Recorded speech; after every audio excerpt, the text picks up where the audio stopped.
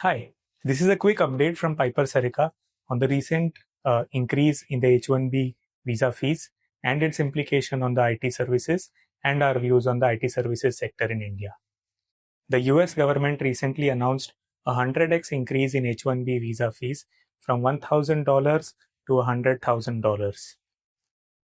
This is going to have a wide-reaching impact on IT services companies, which rely largely on both onshore and offshore business models. Indian IT services companies like TCS and Infosys for the last 5 years have been low growth or slow growth companies.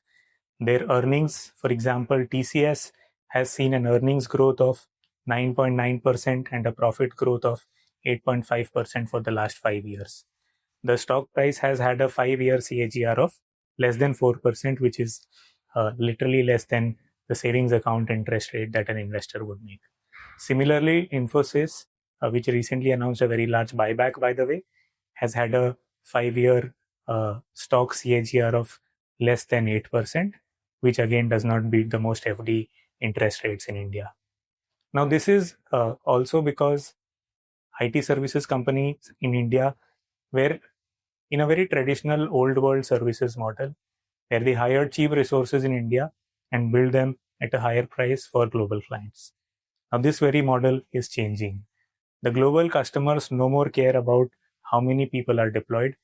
All they want is world-class technology products and more efficient, faster technology platforms that they use. For this, most of their customers, most of the IT services companies' customers are now moving to AI. And Indian IT services companies have failed to innovate or be at the forefront of technology, product, or AI revolution. These companies are returning large amounts of cash through buybacks and dividends. This not only shows that there is no scope for reinvestment or low scope for reinvestment, it also highlights a very low intent of the management teams to reinvest this very capital in building technology products or AI platforms in these companies.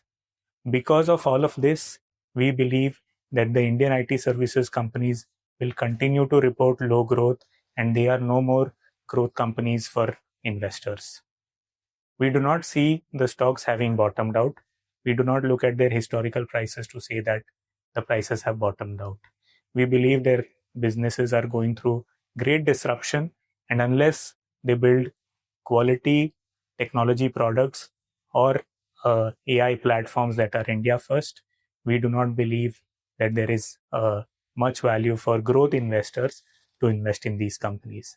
Unless all these things change, we will continue to watch these companies from a distance, but only commit to investing in them when we see a very marked change in both new product development and intent of the management to reinvest capital for futuristic technology innovations.